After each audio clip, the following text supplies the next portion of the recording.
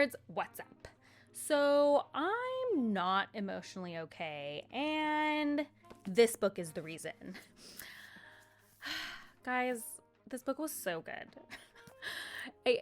It was so differently paced than Game of Thrones and just different, but it was still just so good and gut-wrenching, and I gave it a 4.5 out of 5 stars, and I just cannot wait to talk to you guys today about basically why I loved this book so much. A couple of things before we dive in. First of all, is it so stupid and so embarrassing that I care about A Song of Ice and Fire spoilers in our year 2023?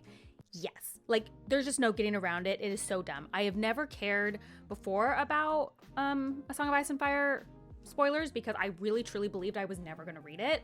And now I am, and now I love it, and now I have to live in fear daily. Because the thing is it's like a good decade past its height of popularity, and everyone is treating it as they should. Like, this is my fault. Like Star Wars or Harry Potter, where you're just allowed to say whatever you want. And then so Reddit's already a minefield. And then on top of that, an actress from the show decided to divorce a very famous pop star. And I don't care about this, but I am assaulted just like daily, everywhere, with headlines about this divorce that spoil things for A Song of Ice and Fire in the headlines. It is truly rough out there to be a new A Song of Ice and Fire fan in 2023. I do understand it's my own fault, but I need you guys to understand my struggle. Today we're going to talk about my favorite scenes, we're going to talk about my favorite characters, probably just go over all of the viewpoint characters and how I felt about them. We're going to talk about how I felt about the ending. We're going to talk about, I'm going to defend a character that I think needs defending. I'm going to revisit a few criticisms I talked about in A Game of Thrones, and I'm also going to revisit why I don't care that the series isn't finished, because I've been getting a lot of comments and DMs about that, like, I can't believe you're reading this because, you know, the book series might never be finished. So I'm going to just like readdress that briefly at the end if you are concerned about that. Okay, without much more to say, let's get into this gush session. Oh yes, this will be full spoilers for books 1 and 2. I'm not going to try to not be spoilery. See you after the jump. So I need to personally restate, George R.R. Martin is just such a good writer. His prose is so good. And I just feel like because the show had become so popular and maybe I had mostly heard praises from like a show angle, I feel like I mostly heard praise about his writing in terms of like characters or plot, which like isn't wrong. It's still amazing, but I just feel like the specific way that he writes and he writes dialogue is just so good. There are so many times I just stop and get like literal chills because of how he has written something. And I even marked a couple things in the book, which I am not a marker. Like, I don't mark quotes, don't mark things. And I marked 3 things in this novel, which is like a huge thing. And I keep newly being taken away by how good of a writer he is. So let's go through the pieces I marked, a couple of my favorite lines here. The first one is a Catelyn perspective. And the quote is, "He wants me gone," Catelyn thought wearily. "Kings are not supposed to have mothers, it would seem, and I tell him things he does not want to hear." Kings are not supposed to have mothers. I love that line so much. It's so evocative. It's so telling about where Catelyn is and where Robb is and just like history in general. And I loved that line. I had to mark it immediately. My next favorite line is from an Arya chapter, and it says, "It wasn't Harren," Arya wanted to say, "it was me. She had killed Chiswick with a whisper, and she would kill 2 more before she was through. I'm the ghost in Harrenhal," she thought, and that night there was 1 less name to hate. Tattoo it to my forehead. Honestly, perfect. I literally read that paragraph so many times. The whole thing about Arya praying the names of the people she hates and wants revenge on, the whole narrative of her religion is now revenge, and the prayer she says is the names, that whole thing is just, it's literally perfect, and just, I'm the ghost in Harrenhal, and that night there was 1 less name to hate. It's perfect. And then actually the last thing I marked wasn't a specific quote. It was just Cersei's conversation with Sansa near the end of the book. after Sansa first gets her period, and it's just such a good scene. Like, this was when I was just like, I had to sit back, and just the way that Martin weaves in the character motivations and the dialogue is really, really good. And I'm going to talk a little bit more about Cersei later, so I'm probably going to leave that scene for then, but I do think it's an excellently written scene. So those were the places I marked that I just felt like had superior dialogue that I just really noticed and identified with. But there were a lot of scenes I really loved in this novel. Some of the standouts for me, other than the ones I just talked about, would be for sure the prologue. I think it's one of the best prologues I've ever read. And I'm not really someone who, like, I don't hate a prologue, but I often think that fans' love for prologues is overstated because I tend to think a lot of our favorite prologues work better on a reread. That's just my own personal opinion.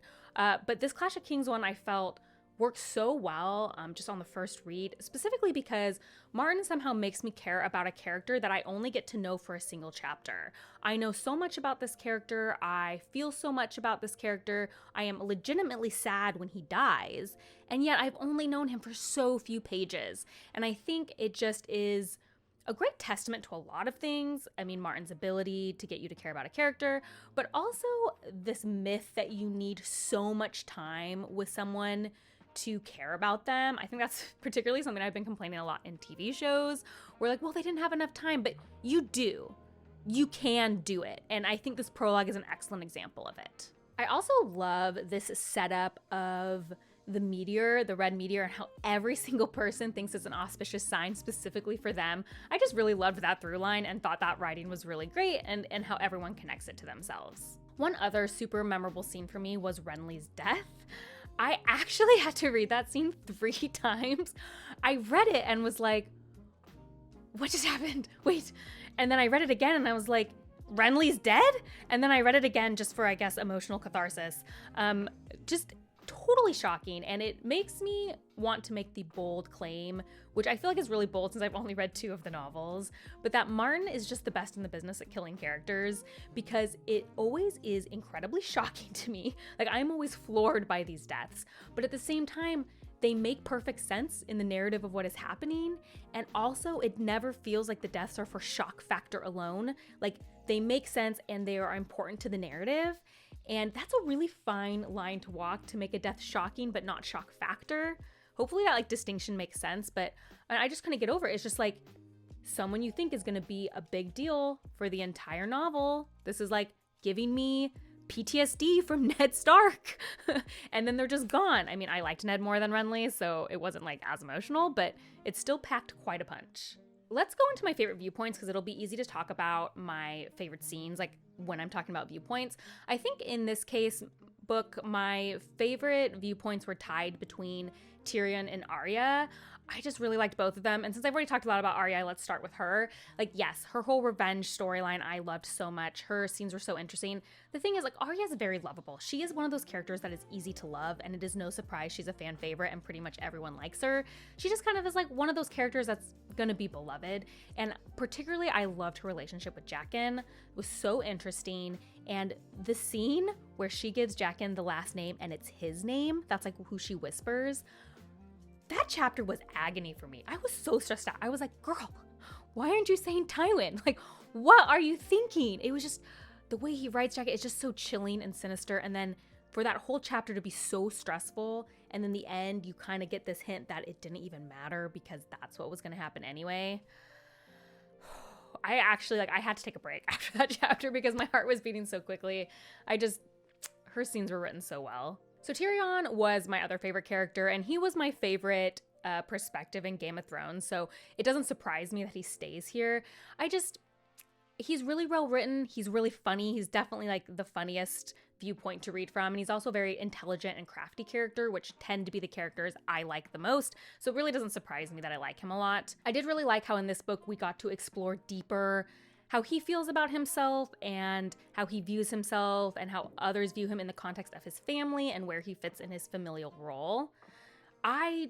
Shay as a character kind of annoys me, yes, but I do love what Shay says about Tyrion as a character, that, you know, his desperate need for love and to be felt like he's important in a way that his family just will not give him, I feel like is such a great storyline. And the way he acts with her and how he acts, just it tells a lot about who he is. And that really great scene where I forget who tells him. Is it Bronn? No, I don't think it is.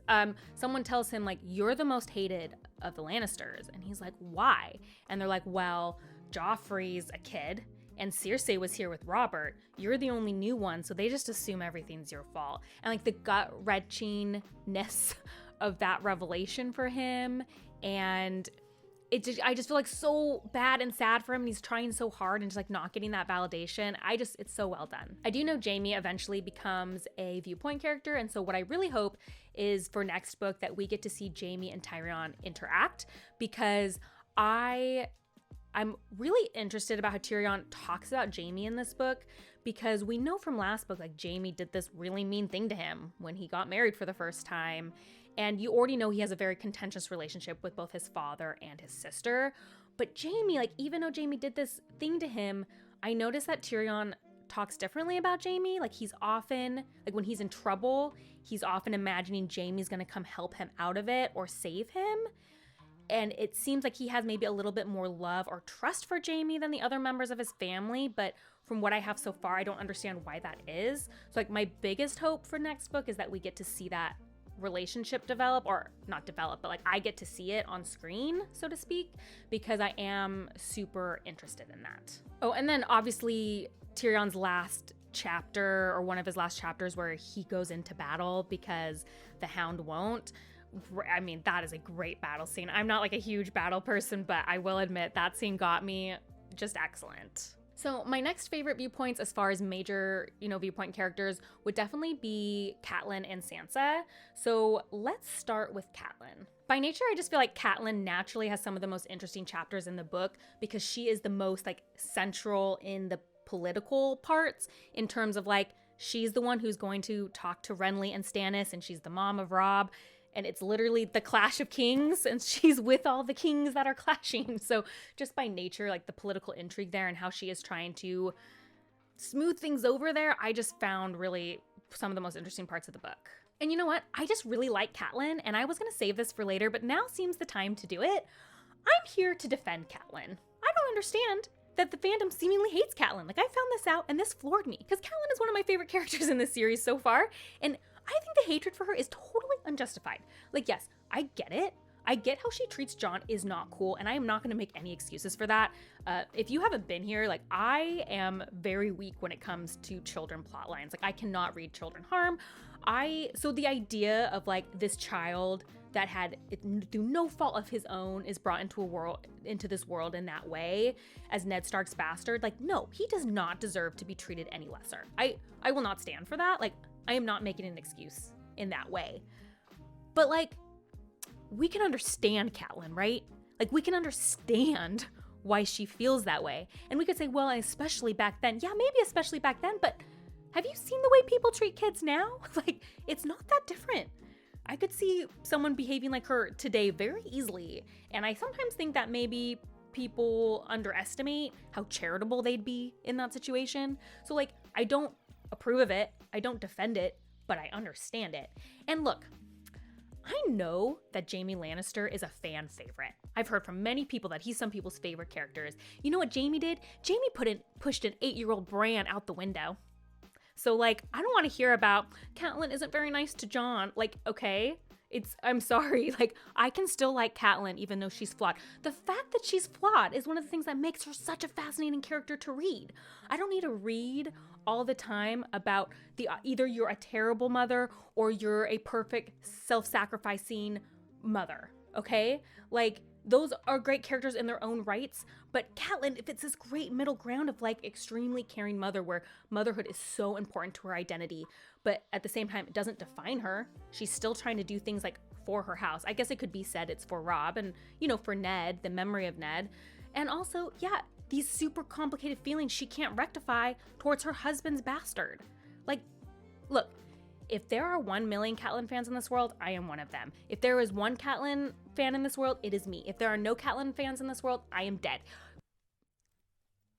I am a Catelyn defender as far as book 2 goes. You know, I haven't read books 3, 4, or 5, so I am only defending Catelyn through book 2, but I will do it.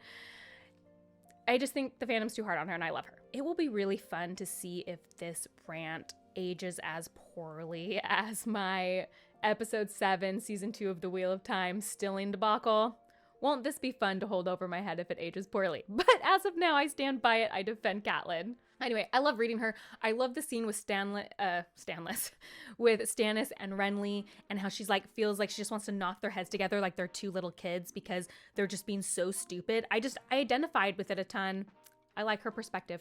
Okay, let's get to Sansa. I'm also a Sansa defender. I ended up not talking about that in my last video, but I did in the comments a lot when people talked about it. Like, I just feel like people are really hard on Sansa. I feel that Arya fits our typical view of like the boyish girl who's strong and brave. And Sansa's just as strong and brave as Arya. It's just in a very different way. And I mean, we don't have time for this, but I could go on a whole dissertation about Sansa in Game of Thrones and how in a lot of ways she made better choices than Arya. And Arya's choices directly led to some of the problems. And Sansa's ability to understand propriety is an important skill to have, and one that was beneficial. Anyway, Sansa's chapters are obviously extremely interesting because she is with Joffrey and Cersei, and as much as I hate those characters, they are fascinating and a lot of those political movements. I also just thought it was so well done how Sansa's inner monologue is so, you know, her vision of this beautiful thing, these knights, these fairy tales was destroyed at the end of the last book, but it's also still there. Like, she still fantasizes about and idealizes this idea of a knight and being rescued and being a princess, and that things will be right and knights honor in a way that I just think is so realistic and well done. Like, this jadedness of her, but also still the hopefulness of her. I just really like reading it. Oh, and like also Joffrey's the worst. I feel like I need to make sure I say that. Like, the way he treats Sansa is awful.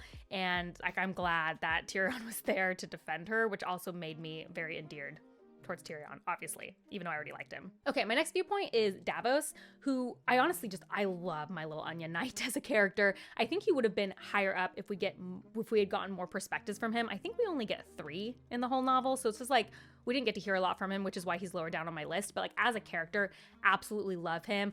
I love, like, he is the other kind of more reasonable viewpoint that we get in this book of like, it feels so much loyalty to Stannis, but he's also afraid and is like, is this the best course of action? And the way he is trying to thread, like, not feeling that he is a lord, but he is.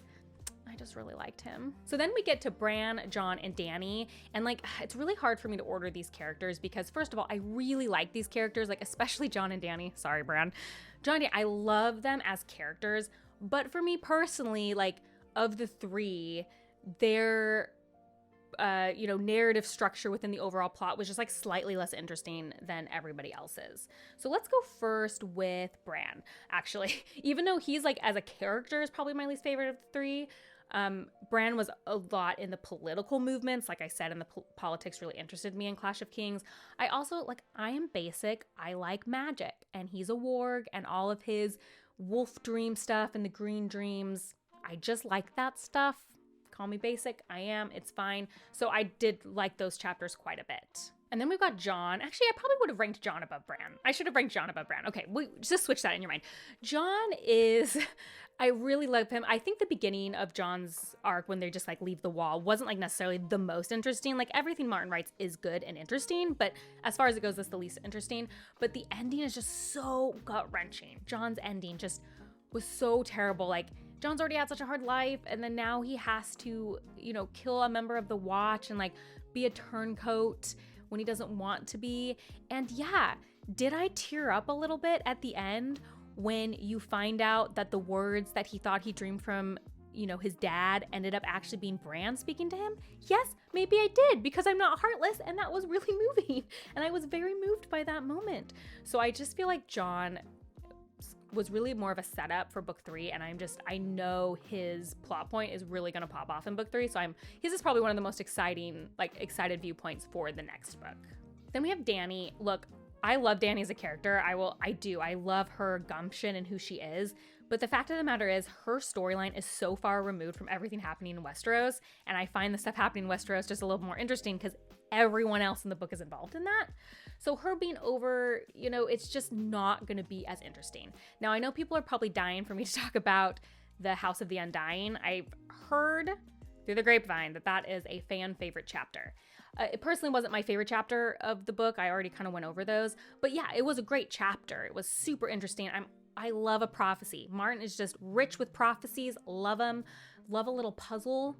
I think for me, this felt like a chapter that would hit harder on a reread, a chapter that would hit harder if I knew more about the lore of A Song of Ice and Fire. Like, I'm a complete newbie, so I know a lot of it was just lost on me. I do have theories, though. Like, I did reread the part where the Undying talked to her a few times, so I have some theories. I did like that part. It just didn't hit me quite as hard as some of the other chapters. Okay, and the last viewpoint that I haven't talked about yet, I feel guilty I am saying this name this close to Dany. Like, what we need to do is pause for 10 minutes as a distance between how much I like Dany and this last viewpoint character, which is Theon. Theon's the worst. I hate Theon. And let's be clear, I hate him because I should hate him and not because he's badly written. He's written fantastically, and I think that's why I hate him, because he's written too well. I hate being in Theon's head. He gives me the ick. It's just a big icky anytime I have to read from him. I just can't believe this man. He makes me want to tear my hair out. Theon is my Umbridge to Joffrey's Voldemort. Okay, now that I've been overdramatic, let's do a brief chat about non-viewpoint characters. So as a non-viewpoint character, the one who probably stands out the most to me right now is Brienne. I really love her. Again, just such a complex story about who she is. I'm super excited to see more of her in book 3. I really like her. Again, she wasn't a ton on screen, but you know how her complicated relationship, she's in love with Renly, but she's kind of eschewing typical femininity because of who she is and what she likes. Just really great. Let's circle back to Cersei. Cersei is such an interesting character for me because she would be a character I think that would be so easy to make just a mustache twirling villain. It'd be so easy to make her a caricature of what a villain is. And instead, she's already so complex.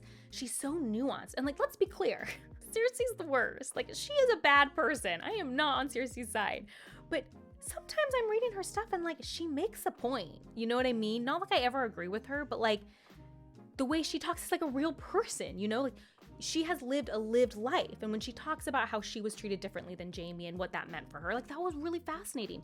And to circle back to that conversation with Sansa, it's so interesting because Cersei is another mother in this series who die hard for her children, right? She is so fiercely protective. And again, that could go overboard, but instead when she's talking to Sansa, she's so clear-eyed about how Sansa feels about Joffrey. She just says it don't lie to me, nice. I know how you really feel. And how she sets up with Sansa, you better not embarrass my son when he's not going to be engaged to you anymore, but you'll be happy, that's fine. You better look sad. It's so clear-eyed in a way that in the first book, I didn't necessarily know Cersei was going to be. And so I just appreciate her as a character. And yeah, she's one of the most fascinating characters to see on screen. I'm just going to say, what's she going to do? Whose life is she going to ruin? I don't know, but I want to read more. As far as Renly and Stannis go, I stand by the statement that they're both babies. Renly is definitely more of a baby. He's just so immature. It can't be king. And then Stannis, you're just you're so stubborn. You're acting like such a baby. You can't read a room. Man, no one has convinced me that they should be king, birthright or not. Let's see. Oh, the Hound is another character I'm super fascinated by. Well written. Don't really know how to get a hold on him. He's nice sometimes and really mean other times, and he's clearly self-sabotaging. So I obviously expect we will see a lot more of him, and he's definitely someone I have my eye on. Okay, so I already talked a lot about parts of the ending that I liked, but I want to take a moment to specifically talk about Winterfell being destroyed or Winterfell being burned, because that was a real emotional gut punch for me. It really hurt my feelings. And I always like it when an author can get me to care about something that isn't a character. I didn't realize that Winterfell was a character to me. This place meant a lot to me and I didn't know it was. And I think for me, it was this tied up of Ned died and now everything's falling apart, right? Catelyn's away from her children, Jon's at the wall, and Sansa's in a living hell with the Lannisters. Arya is has gone through so much and is scared for her life. And now at the end of the book, we have, oh my gosh, Bran and Rickon. Now they have to be separated. And like Rickon's gone through so much. He's only 4. And it's like so sad. And then you have Robb who, oh, I forgot to talk about this. I am so worried for Robb. So worried for Robb because of Theon's dream where he dreams of all the dead people and they're all actually dead. And then Robb walks in with his wolf and they're super injured. So I'm like super concerned for Robb.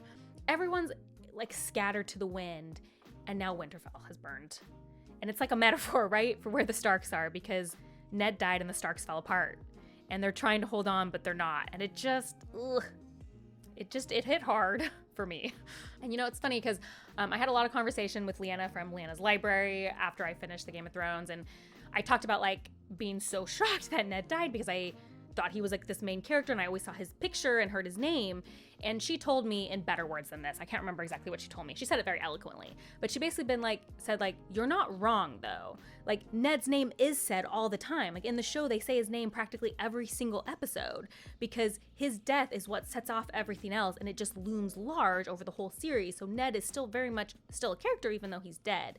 And that perspective going into this book, like I think made me notice it more, how Ned is the name on everybody's lips. Like every character except maybe Dany, but even that a little bit. Ned has influenced every character to act how they're acting. So even though Ned is dead, he is also very much alive in the narrative. And so I really liked that.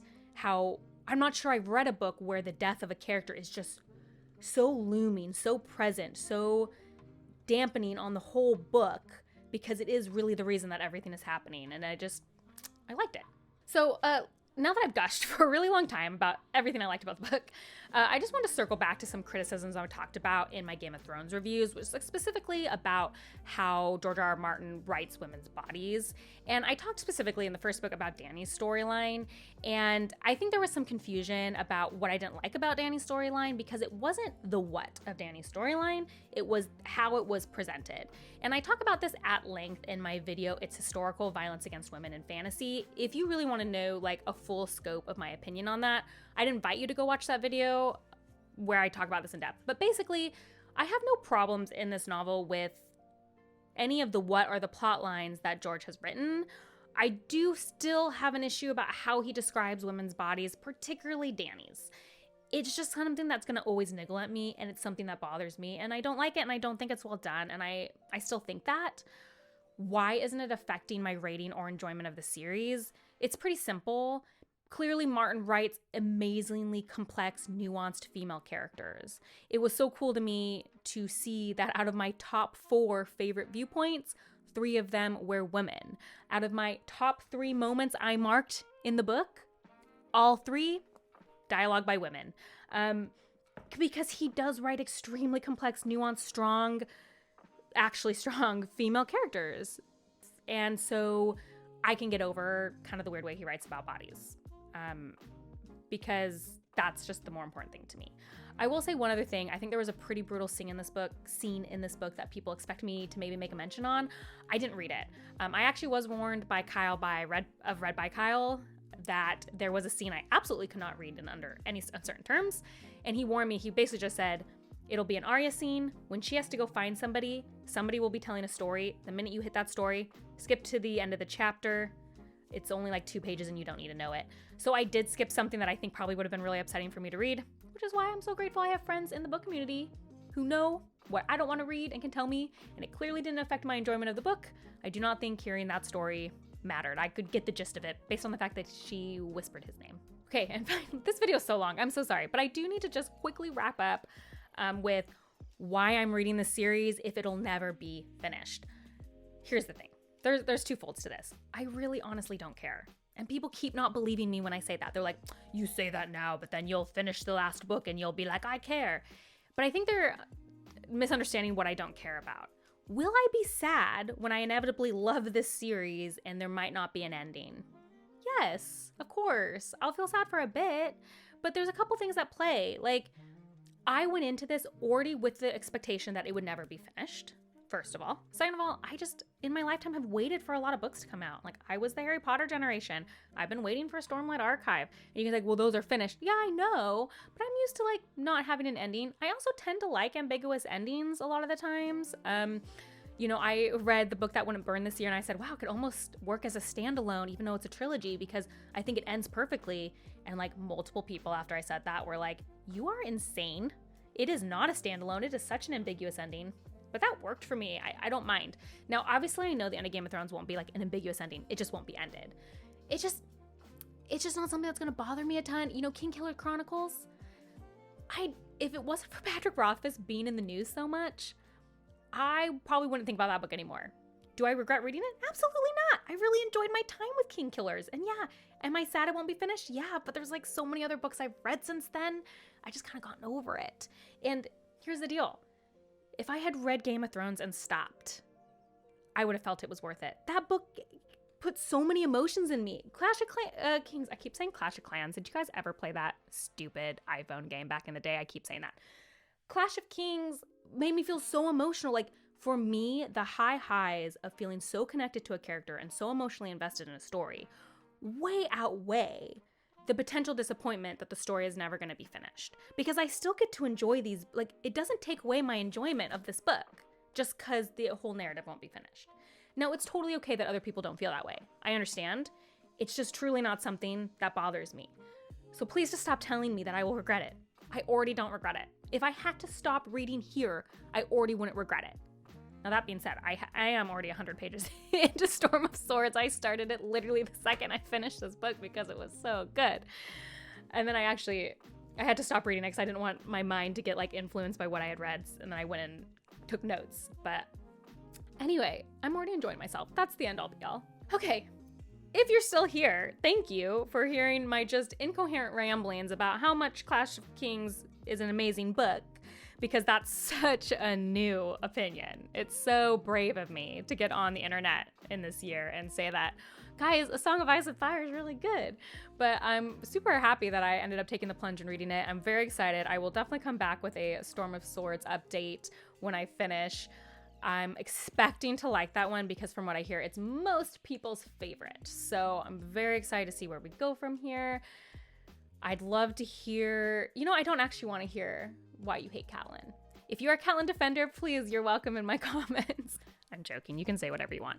Oh, and the last thing, I should have said this first. Please, please, please do not do spoilers in this comment section. I like to read all of my comments, but a lot of you put like very vague or what you thought were vague things in my last video, and I had to stop reading comments because I do not want to be spoiled. So please, as much as you want to talk to me about things you're excited for me to read, please keep it to yourself and just try to keep the conversation to Clash of Kings or Game of Thrones.